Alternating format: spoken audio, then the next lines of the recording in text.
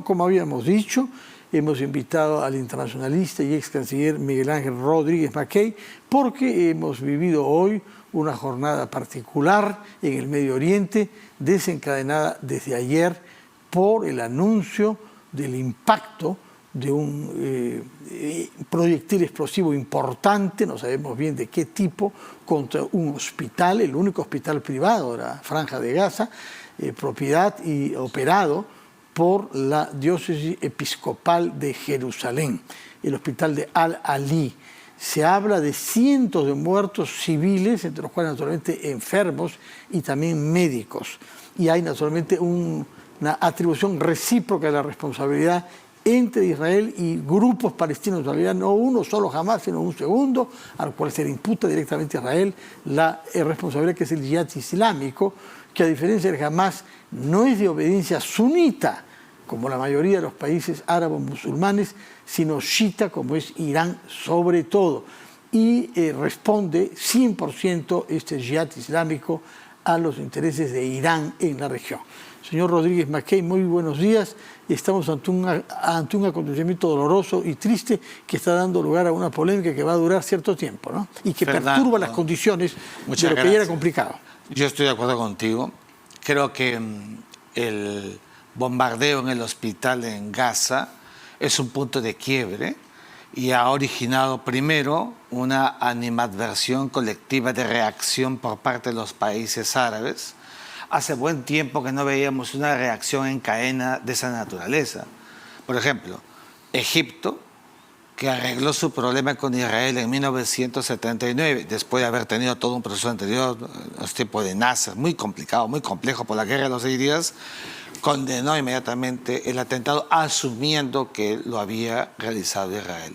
Yo en mi columna de hoy hago saber mi condena, pero también como tú hay que buscar espacios para, con discrecionalidad manifiesta, determinar si hay imputación objetiva a Israel o sabe Dios al propio Hamas, quien haya sido el que produjo este impacto.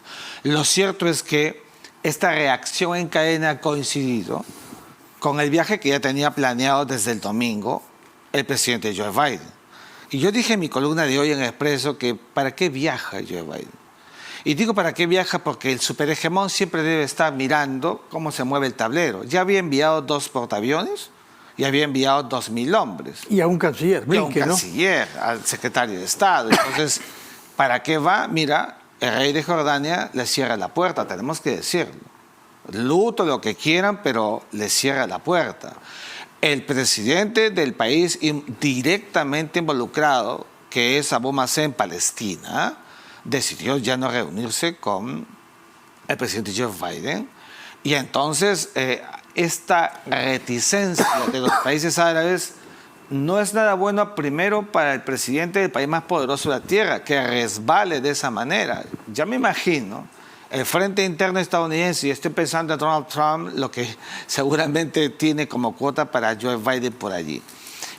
Creo que este punto de quiebre, en verdad, aún con todo, no va a detener a Israel en su objetivo de ingresar en Gaza, Fernando, arrinconar al Hamas, sacarlo, y para que haya otro statu quo en la Franja de Gaza, donde primero puedan volver a haber elecciones democráticas que no las hay desde que llegaron en el 2006, tenemos que ser claros. Y a partir de allí... Tampoco los hay en la autoridad palestina, ¿no? Sí, claro. Bueno, pero en la autoridad palestina, donde está Abu Mazen, por lo menos hay ciertos niveles de tolerancia. El Al-Fatah, que estaba con Yasser Arafat, digamos, ha tenido otro comportamiento. Incluso el Hamas y Al-Fatah han tenido colisión en su momento, hasta que lograron corregir y arreglar el asunto. Si el tema de Palestina, prima fase, en primer lugar, no se arregla, va a ser muy difícil que se pueda después pensar un arreglo con Israel. Si Israel no ingresa en Gaza, se va a debilitar. Mira las encrucijadas. No estoy diciendo que deba ingresar, estoy haciendo análisis contigo de perspectiva. Pero es que yo no conozco a Israel que en los tiempos que tiene como Estado desde 1948 por la resolución 181 del 29 de noviembre anterior, haya asumido la pérdida de una batalla, de un combate, de una guerra. O sea, se prepararon para vivir rodeados, primero, de un mundo árabe en pleno panarabismo difícil, ¿no es cierto? Te repito, Nasser y todo lo que fue el combate y la toma del Sinaí. Y segundo, en la etapa ulterior al fallecimiento de Saad Rabin y de Yasser Arafat, con una actitud, ya hemos visto, recalcitrante, desgastada de Benjamín Netanyahu, ultraderechista, que por más que pueda lograr un resultado positivo, en el frente interno israelí está desgastado, porque ¿qué va a significar un resultado positivo? Claro, que pueda tomar el control de Gaza, sí, pues, pero ¿qué va a pasar con los rehenes israelíes? Todos van a desaparecer. Israelíes y de muchas nacionalidades, entre ellos hay una peruana, y 16 norteamericanos, franceses, europeos. Y qué bueno que recuerdes el caso de la peruana, porque yo he visto que se ha manejado la información diciendo que es una peruana y su familia, su hija, y como si no fueran peruanos, perdónenme, pero basta que la madre lo sea, para que los hijos, aunque no nazcan en el Perú, por la constitución política, son peruanos de nacimiento por regla de... Explíquenos cuál es la actitud, cuál es la posición del Estado peruano frente a Palestina. ¿Qué reconoce Perú de Palestina? Porque tenemos una embajada de Palestina acá. ¿Qué significa eso? Yo te agradezco la pregunta porque en verdad que Palestina, nos están viendo mis alumnos incluso en estos momentos, que les pedí que vieran que venía para acá.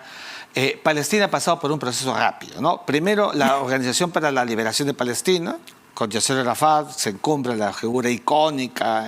Crea el 69, ¿no? 64, y luego en el 69. Luego se constituye la Autoridad Nacional Palestina, da un gran paso. Y para algunos allí quedó, para muchos... Con una capital provisional en Ramallah, Cisjordania. Y Ramallah, ahora te voy a decir por qué Ramallah. Y luego... El Estado peruano, a la luz de todo lo avanzado, sobre todo por lo que hubo en los acuerdos de Oslo, que es el momento en que es el más cercano a un acuerdo serio y profundo entre los dos países, se constituye un Estado. El Perú reconoce a Palestina como Estado.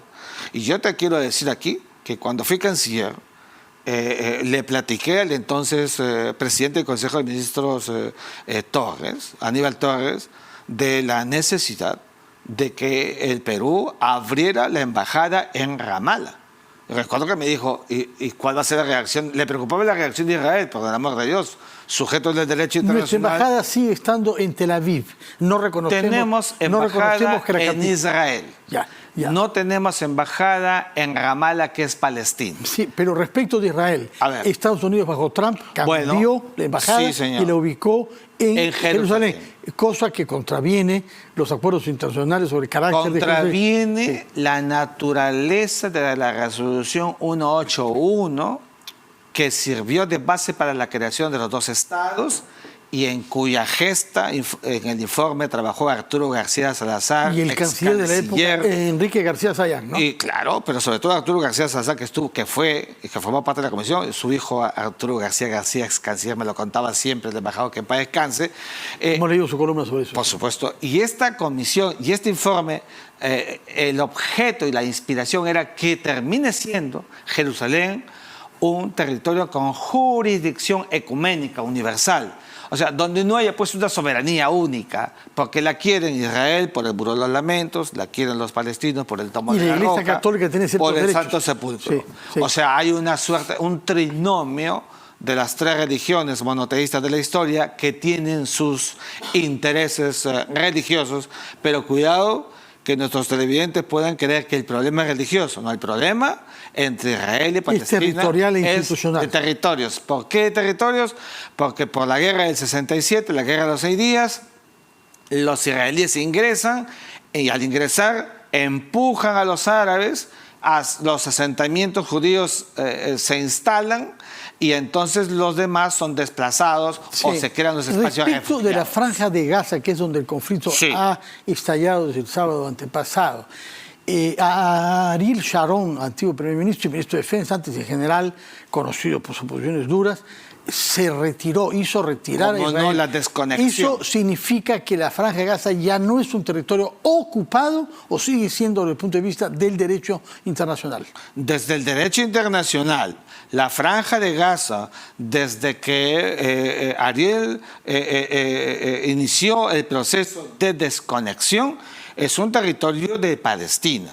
Sí, de Palestina. Pero ¿está ocupado o no? Bueno, no está ocupado. Hay algunos que dicen que sí, porque sí. No tiene el uso de su frontera. Bueno, no tiene aeropuertos, lo que pasa no tiene puertos. lo que pasa es que no hay fronteras nacionales ni para Israel, según los palestinos, ni para Palestina, según Israel. Por tanto, por esa razón es que, como has visto, no se reconocen mutuamente como Estado, no lo reconoce el Líbano, no lo reconoce Irán, no lo reconoce los demás. Pero la Franja de Gaza era un territorio inicialmente egipcio, que por la guerra de los 6 días y todo este proceso que hubo, Israel ocupa, luego lo desocupa, y por eso están los 2.300.000 habitantes de Palestina, de Gaza, y entonces así se ha mantenido. Había fronteras, vamos, en la práctica había una delimitación, por eso es que han cruzado y han ingresado a los kibbutz que están en el lado de Israel, y todo eso pues ha mermado, primero, la tranquilidad internacional, el principio de no violación de las fronteras entre estados, y no se ha conseguido lo más importante, Fernando, desde que murieron los 2 grandes íconos de la paz que hubieran alcanzado, Rabin y Yasser Arafat. Que recibieron el Nobel de la Paz y se dieron la mano pese a la antipatía que se tenía. Exactamente, ahí estaba Bill Clinton al medio. Ahora, dígame una cosa, en esta crisis entre Israel y Hamas, digamos, pero en general Palestina, ¿quiénes de la región pueden salir ganando? ¿De la región o un poco más allá? Porque ¿cuál es el provecho que puede sacar Putin de esta crisis? Desde ya Ucrania ha pasado a un segundo lugar, pero el propio Putin tiene algunas fichas que mover, ¿no? Bueno, recuerda que las fichas de Putin son a través de Irán, que mantiene una vinculación a ciertos niveles de afinidad, y todo lo que significa... Y Siria, también Siria, bueno, con sus servicios de inteligencia. Bueno, Bashar al-Assad todo el tiempo fue defendido por Putin y presentó el veto de los 2 bombardeos que Estados Unidos pidió en el Consejo de Seguridad en los tiempos de Barack Obama. Por eso es que cuando llega al poder Donald Trump se pasa por encima y bombardea Siria. Sí, eso es muy cierto.